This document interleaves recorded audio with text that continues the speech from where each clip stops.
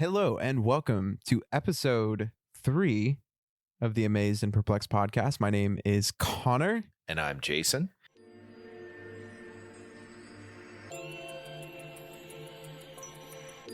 Every few episodes, we want to take the time to respond to questions or comments that you have. And so you can reach us at amazedandperplexed@gmail.com, or if you know us personally or don't know us personally, find us on Facebook or send us a text. Just any of your questions or your maybe sense of, hey, let's dive deeper into this. We'd really appreciate knowing what God is doing in you as a result of our work together.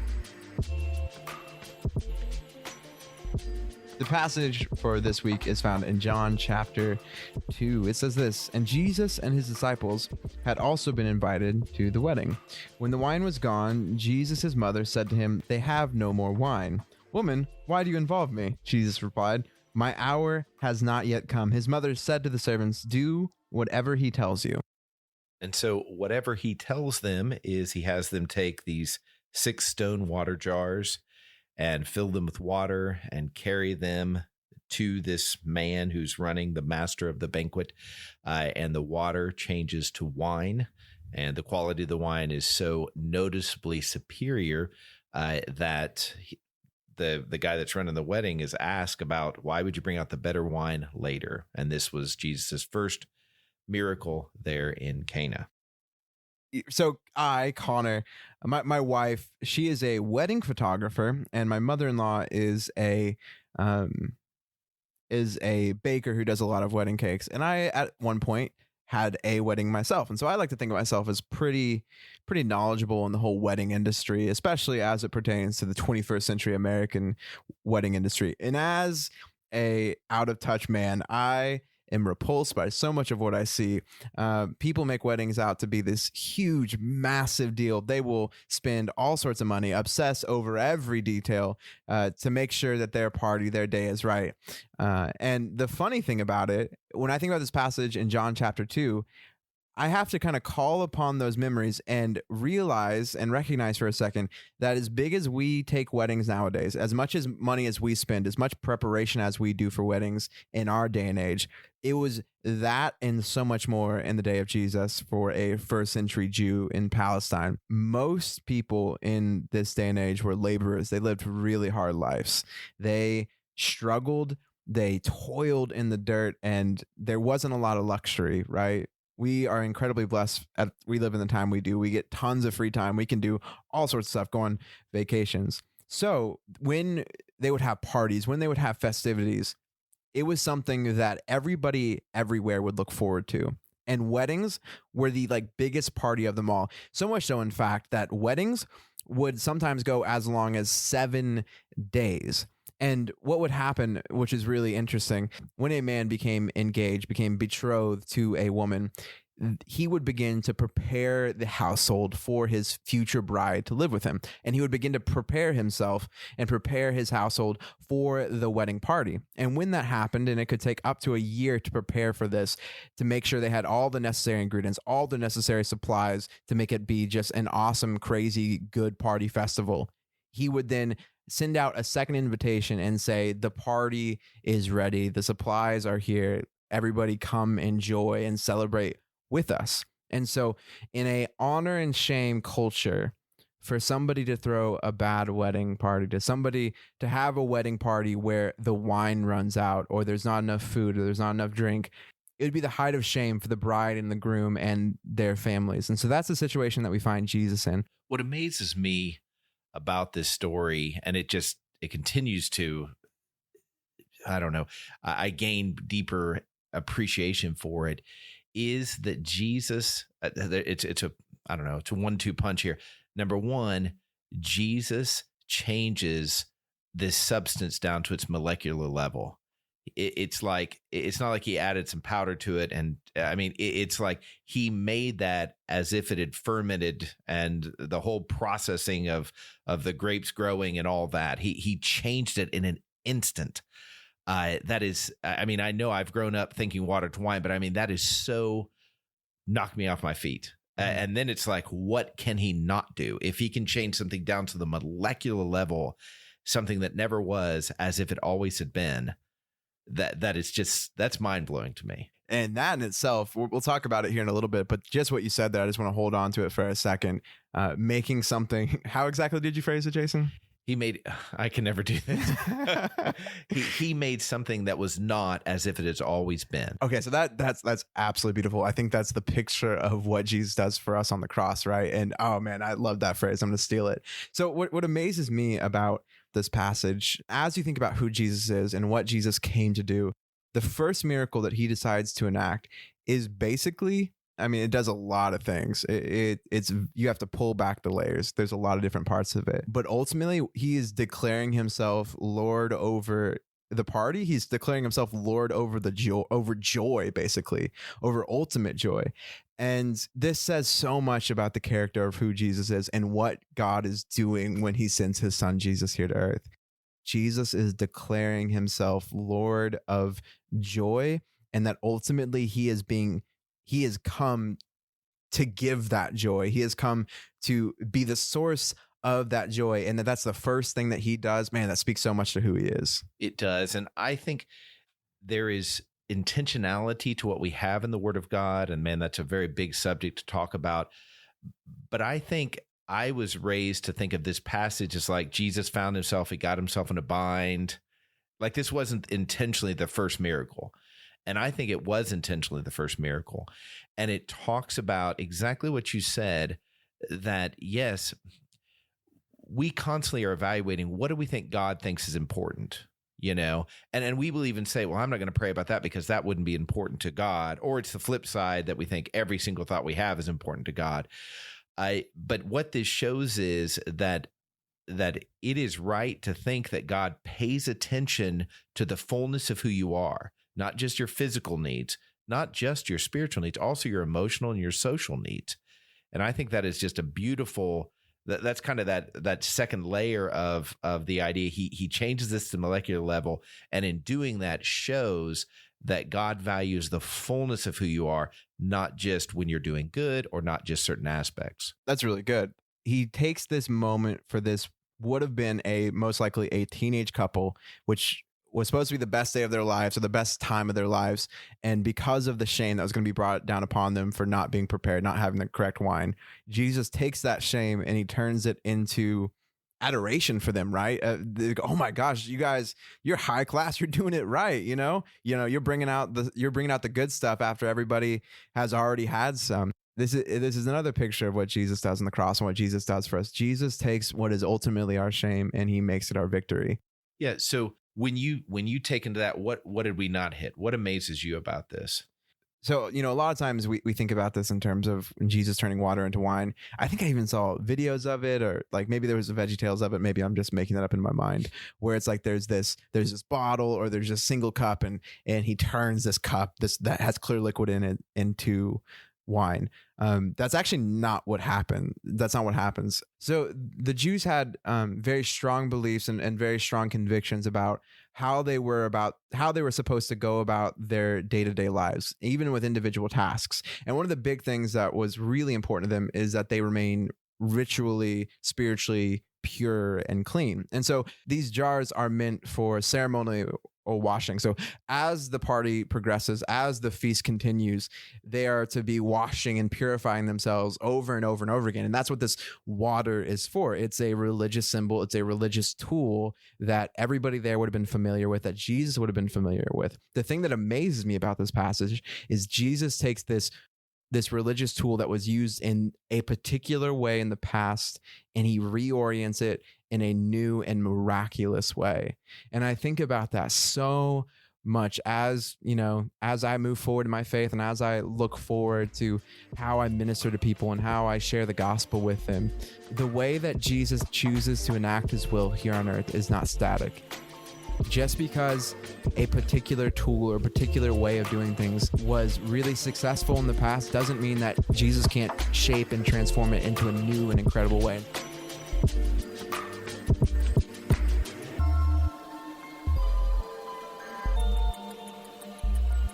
That dynamic of creativity is something that I would want us, and I always get excited when people really claim that they walk with a creative God. And I think you're exactly right. We tend to go to precedent. I think we talked about this last time, where we talk about I can trust things that I have precedent in. And see, God takes great delight to keep presenting new solutions to even the same problems or solving problems that had never been thought about before. And I think that applies so much to the way we live today is I know God can provide a cure for polio. Why? Well, because we have precedent. And I think this idea of understanding there's nothing outside the scope. This is a Bobby Smith quote. There's nothing outside the scope of God's power. That was a very niche reference. Yeah, but it's so true. Is that idea of we tend to think, well, God belongs in this space, maybe just even a church building, and God is the one that created all of this, and so He's got a creative solution to everything, and it delights Him to shock. I love what you said about they went from being potentially humiliated, and that would stick with them maybe for their whole life, this small town, right? To being adored, to being honored. And I just think that bridegroom, you imagine him standing there and the master comes up and like, everybody usually saves the best it goes best first. And he's like, yeah. Like he didn't know. Well, that experience, like, I don't know if you had that experience, but when people at my wedding were coming up and talking to me about, oh, that was so beautiful, or this was so done.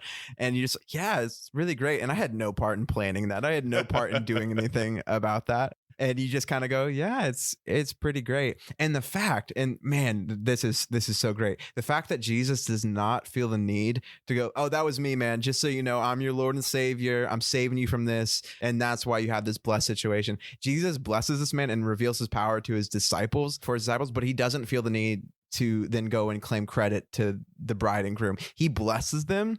He changes their lives for the better. And he doesn't feel the need to then go give them the quiz after. That right there actually ties into what perplexes me about this passage. And it's this identity piece of Jesus, his interaction with his mom.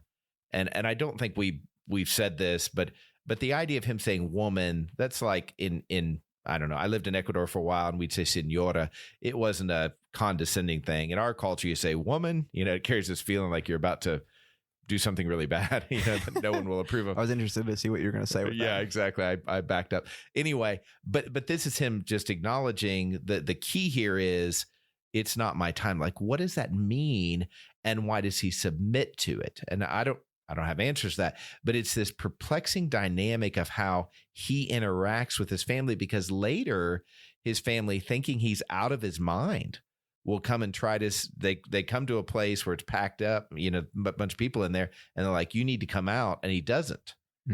But here he submits, and how he is not, I guess the answer to me at the very least is what you acknowledged is he goes with what's happening in the world, even when what's happening isn't his plan.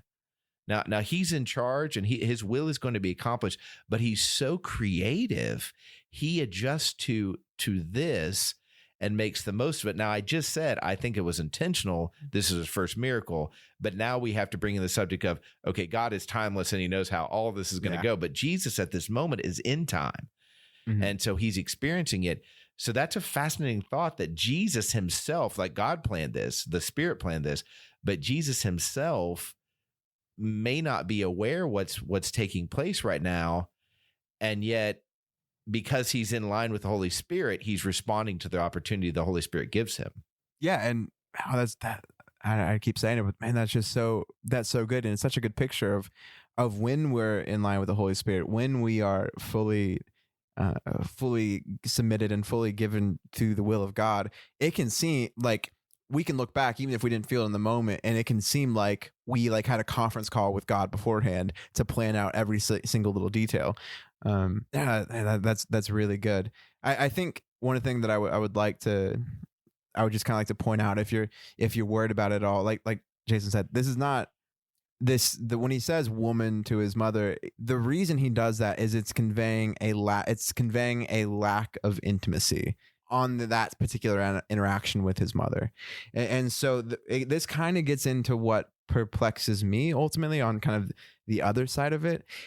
So most scholars believe by this point Joseph has died, and so Jesus, being the firstborn, would have been the one that his mother looked to in terms of for direction and for guidance. And so really just kind of trying to figure out why does she come? This is the first time that she had come to Jesus like this.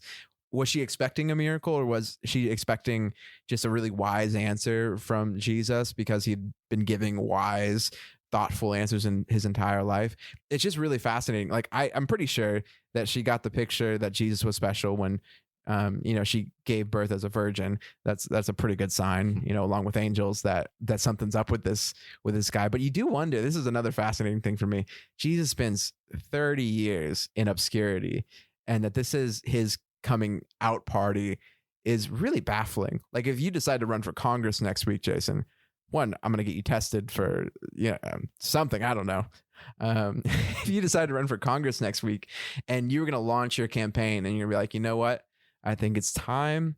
I think it's fair. Every single American deserves one whole pizza a week from the government. And I am running on this mantra that everybody deserves their pizza, their government cheese, pizza money. That, I just want to pause to say that is the most appealing platform I've ever heard. So just for the record. Well, you're in luck because I'm announcing. No, I'm just kidding. If that was your prime candidacy, right? If that was the goal for you in terms of running for office, of why you're going to go to the effort to put yourself out there, to receive the criticism, to take the scrutiny that you're going to take, you would be really intentional about what your first message to the public was, how you announced it, where you announced it, the tone, the exact wording. And anytime a politician announces a campaign or something like that, they are very intentional with their opening speech of announcing their campaign. And this is kind of one of Jesus' opening speeches. And so when we talk about that, this is an opening speech, maybe not just even to us, but possibly to his family. I just think it's so, I just want to circle back around to it, to just talk about how much it amazes me how intentional Jesus is about joy. I have no other point to make than that, but I just want to enjoy that for a second. I don't know if that has ever crossed my mind before, that dynamic. I know I've asked myself, how did she know? But I don't know if I've ever thought, I don't know. It's almost like I assumed Mary had read this chapter before, which I think we do a lot in the Bible. Of course they knew. They had read this chapter before. They had seen the VeggieTales. Yeah, exactly. They knew how this went. Yeah, that is interesting. Like, what was she looking for? And wisdom would have been applicable here. Like, in other words, there's another way to solve this. Yeah, if Jesus had come in and said, this village probably had about 60 people in it. Maybe you had more from surrounding villages coming in. If Jesus, as a well-respected knower of the scriptures, got up and use his charismatic abilities to say, hey, listen, this is okay. Like, they're young and this happens. I don't know what, maybe that doesn't fly in that culture, but you're totally right. I didn't mean to cut you off. You're totally right that changing the molecular substance of water is not the only way to remedy the situation. Yeah, I'll tell you, that's a whole new line of thinking for me, is the idea that he was so skilled at speaking. I mean, when he first speaks to crowds, they're just amazed at the authority which he spoke with. And these were all Jewish people here. So with my limited imagination, I can imagine Jesus with the way that he would teach with authority, that he could just, he could find a lot of ways to solve this, and I'll tell you, it's just an amazing thing, because I think we do this with a lot of miracles in the Bible. Well, of course he walked on the water. That was the time to walk on the water. Well, of course he did this. But the moment before it happened, those things did not exist. Water to wine did not exist until that moment. And so then when I start to extrapolate that out to my life, I think in such limited ways about how things should go. I imagine this, and furthermore, I will hold God to that. I'll say, God, this is the only way this will work. Yeah. And then when it doesn't go that way, especially before I see where this is going, a lot of times I'll shut down to God. I'll say, well, if you're not going to meet the one way or two ways I can imagine, that there are no other ways.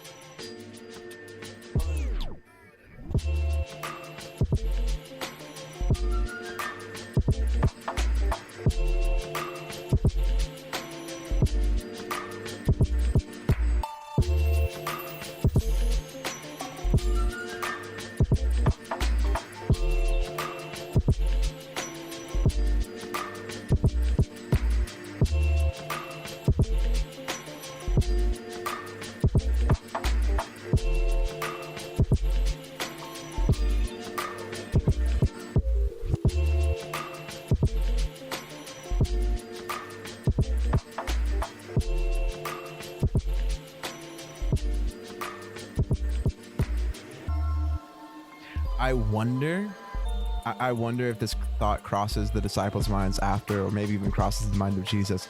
Thank God there were no religious people at this service, at this wedding banquet. Because can you imagine? Okay, so later on, and the Pharisees are around observing everything Jesus does. If they take the ceremonial jars or have this express purpose in their religion, can you imagine what a Pharisee would say to that sort of thing?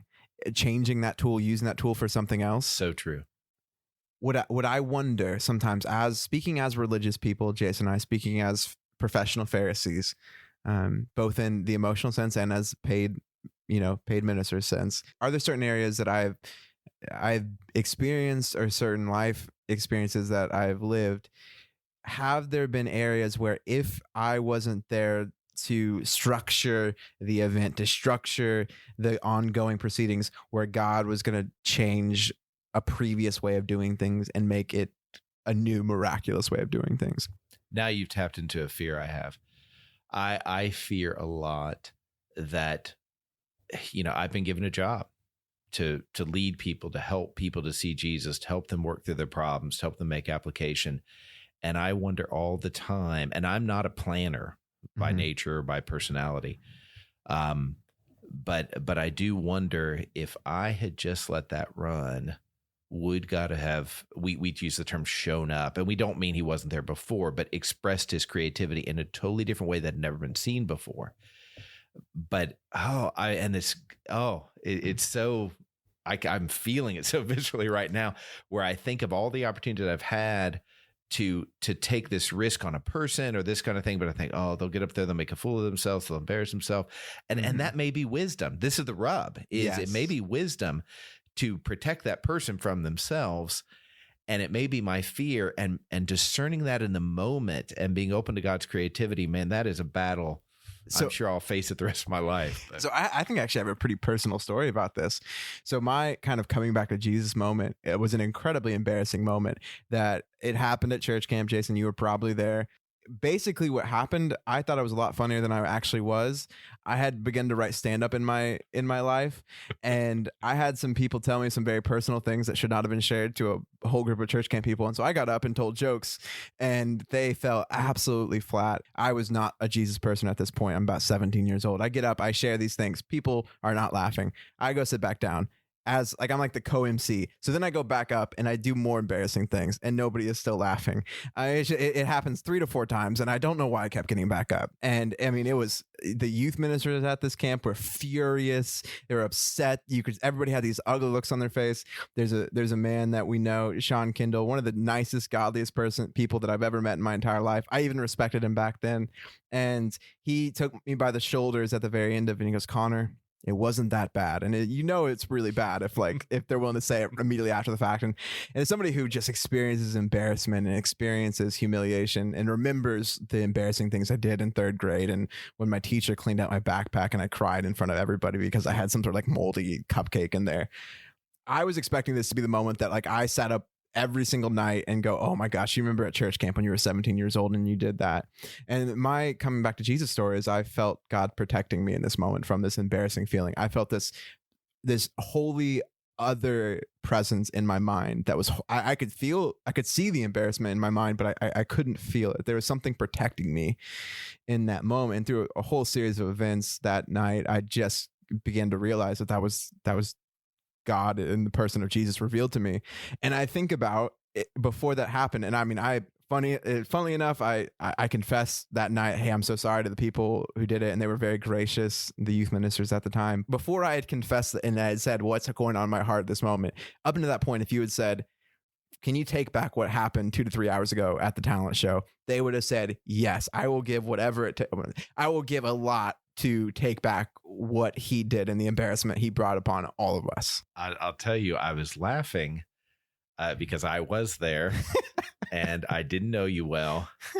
And I didn't know that story. And I never told you that story?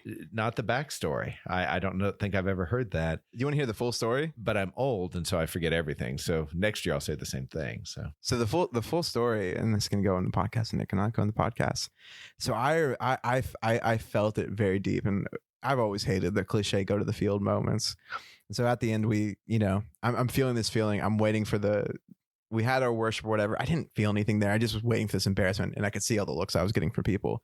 And we went down to the field, and everyone's looking at the sky, and I felt this like pressure in my head, and I kind of like on my knees kind of went to the ground, and I was staring at the dirt, and the moon was out that night, and I could see the moon was illuminating the ground, and I could just see these like little tiny ants going back and forth, and I could see these blades of grass, and I was weeping. I was weeping on the ground, just like seeing the connection, because you always look at the stars and how magnificent they are, but I was looking down and I was seeing how intricate all these details were. And I mean, I was bawling on the ground. Well past everybody had started singing and gathering together and leaving the field, and I was there. And then of course some volunteer mom was like, "You need to be up, whatever." And here I am. The whole purpose of church camp is that kids would have these moments and encounters with God. And yeah, no, I remember just feeling this pressure in my head of God taking me to the ground and just staring at the dirt and at the grass and just kind of seeing the intricacies and making this connection. Oh, this feeling in my head, this force that's keeping this embarrassment, this humiliation at bay. That's the God of the universe. That's the thing that holds the stars together, and that's the thing that holds the dirt underneath me together. So that is amazing. I love that, and I love just being able to reframe my experience on that night. Mm-hmm. And I don't have super strong memories, but I do remember you getting up there. And you were so confident. Like, I didn't know you were humiliated because you kept presenting as so confident. And I was thinking, how is he keep presenting no shame? Confident? Yeah, I didn't think you were shameless. I was impressed with your confidence in spite of it not resonating. I kept thinking I could turn it back around. I was like, this next one is going to do it. And I remember what was so offensive too, that had been a big discussion among staff all week. And then here we are at last night, and you were just blowing it up, which was, it's funny. But this is kind of the point, which then makes me go back to the wedding feast. Yeah. We see what we see. What else was God doing there? We've already identified that he was completely changing the pathway of this couple, and specifically the bridegroom. The shame that he would carry, it might follow him the rest of his life. Was he going to overcompensate the rest of his life, trying to make up for this failure of his? Was that going to define every aspect of his relationship with his wife going forward? Oh yeah. I mean, and that is not like us leaping to the wildest things. Yeah, you can expect that dynamic. And then I wonder who else. We know the disciples are along for the ride. Are they observing it? I wonder even what happens, because when they first present this to the master of the banquet, they don't take him the pot. They just scoop some out. They take in that and present it. At what point did they realize they were drawing this wine out of these jars? Because yes, the Pharisees would have put a stop to it immediately, but everyone would have been like, now what? Yeah. And I don't know. It just raises all these interesting questions, and just taking your situation with you're up there, and it was, So what's our evangelistic method to Connor when he's 17? Well, here's what we're going to do. We're going to set up a talent show. We're going to let him get up, offend us, really make us as leaders look like we're idiots. Everyone glower at him. And then we'll get really angry at him, and he will connect with Jesus by watching ants in a field. That's our evangelistic plan. And see, this is the foolhardiness of saying, I'm going to develop an evangelistic plan. And I'm sorry if I'm stepping on your toes, evangelistic planners, but that's the silliness of saying, I'm going to figure out how to reach everybody in this generation. And I'm like, man, and if you've got something working, run with it. But that's because God's creativity brought it to you. It's not because you're genius in watching human patterns, because Jesus does not, he understands human patterns. I think he works with human patterns, but he is not controlled in the least bit. And this is a shocker. It's just like you're saying, this is a shocker of his campaign, to get to the cross and in terms of human appeal to say, look, here's the power I have. I mean, this is the least of the things I would reference when I'm saying, hey, believe in Jesus. Yeah. And yet this is the nature of walking with an almighty God, is he's not just one step ahead. He's a bazillion steps ahead, Mhm. and he does everything with purpose. So I would be interested, like I would pay money to get the interviews of the people a year after that wedding to see what else God did through this one act that is not linear, but it is Mhm. certainly the way God works. It really says a lot. Like, I imagine when Jesus heals people, I mean, obviously it changes their lives. And if he resurrects people, that for sure changes their life. And so I'm not making any value judgment on what's better or what's worse or if it's the exact same, but it really does say a lot that God can do just as much in this sort of miracle as he can in a healing miracle. He can do just as much in this moment as he can in any other moment. And so I mean, I just think, for me in this next week, I'm just really going to be trying to be prayerful of, am I setting the table, right? When I think about my experience at church camp, you guys couldn't organize my experience, right? You couldn't organize how God was gonna get me in the end. You couldn't organize the ants in the field, and you couldn't organize my actually not at all interested future wife telling me these embarrassing stories and feeding them to me, and then me going out and embarrassing myself. You couldn't set that up, but you could set the table, right? You could set the safe space where, what would have happened when I went and confessed my sins and repented to the youth minister at the time. If he had been hateful, if he had been, well, yeah, you did mess up, or yeah, you are a failure. Yeah, you do, whatever the response would be. If he hadn't been gracious, if he hadn't been forgiving, what would have happened to me? I mean, genuinely speaking, what would have happened to me? I don't know. And I think about that in my ministry, not just my ministry, in church life, but in all of life, is when I set the table, am I willing to react to however God uses my faithfulness in the odd ways that he chooses to? Am I willing to go to the weird and odd places? Am I looking out for him to do so? I think for me, the thing that I'm walking away with from this conversation is committing myself over and over again, but certainly right now, to believing that he has not just a solution, but something that is so amazing, to committing to wonder, and freeing myself up to, yes, what the thoughts that come to my mind may be his thoughts, but I put them out as one option of a billion that he has, and just really be anticipating the good in that. And in particular, when somebody comes to with an idea that makes no sense to me, to really take that much more seriously and commit that to God before I make any decisions. I will do much better on saying, that gives me something really important to pray about, and then mean it, not blow them off, but I mean, really say, okay, God, this idea doesn't make a bit of sense to me. Mm-hmm. What is it you're trying to tell me? And not that every idea will be something, but to be open to hearing from God in that way. And the challenge for me specifically is I can look at my own life, right? And I can see the examples where God did that, where I was open and God led me down a particular path. The really hard part is when we're interacting with other people, other saved people, other non-saved people, being open to them being vehicles of transformation, of gospel work. It's really hard because I don't know your mind, Jason. I know you, Jason, but I don't know every inner thought that you have, and I don't know specific, detailed motivations for why you do everything you do. And so for me, man, the challenge is really going to be this week, not just am I creating space and setting the table for people, but am I allowing other people to set the table for me? This is the direct nature of being amazed and perplexed, of the tension of being a follower of Jesus.